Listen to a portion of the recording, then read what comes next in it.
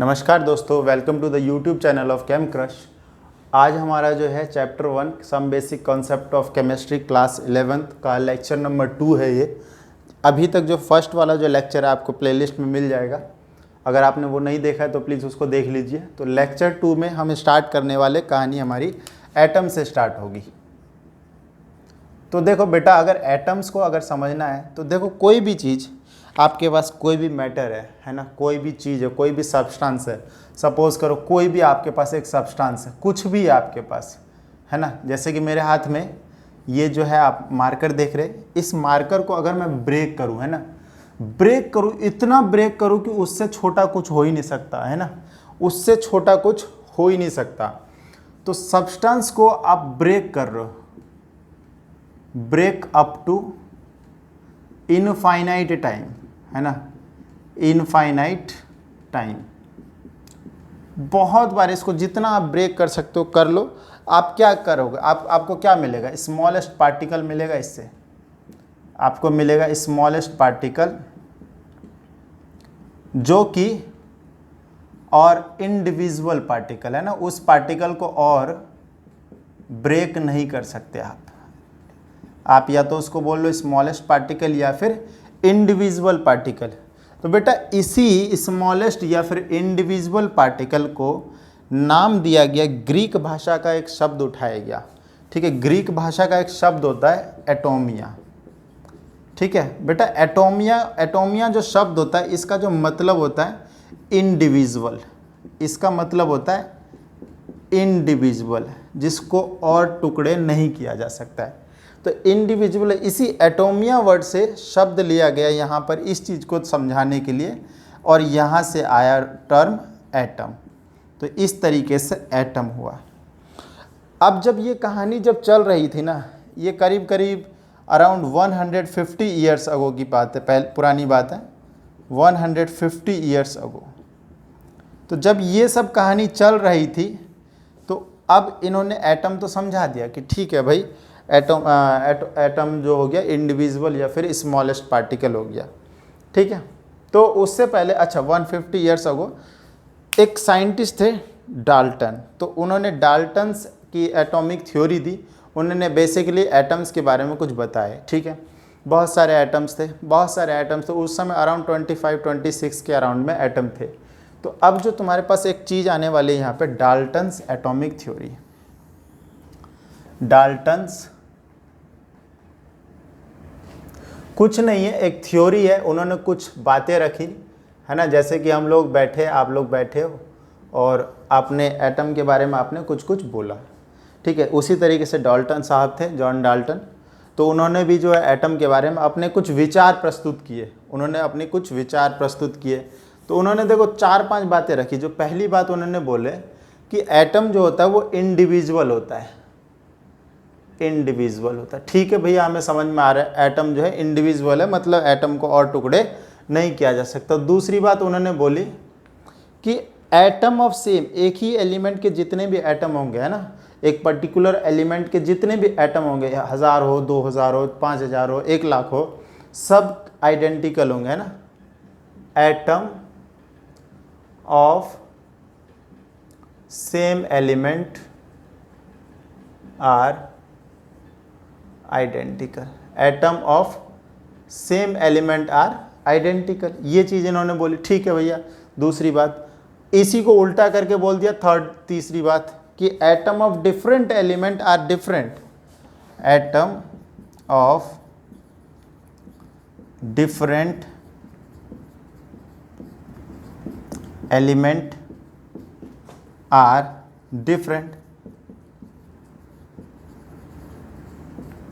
ठीक है। चौथी बात ये बोली कि atom can not be created, atom can not be created, neither be destroyed.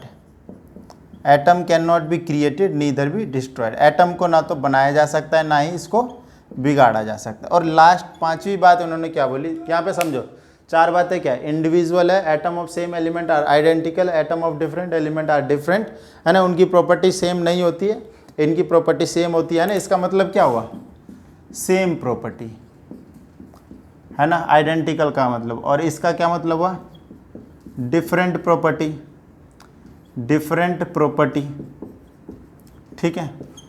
और atom can not be created neither be destroyed. और पांचवी बात इसकी पांचवी बात ये थी, एटम्स या फिर वन और मोर एटम कंबाइन,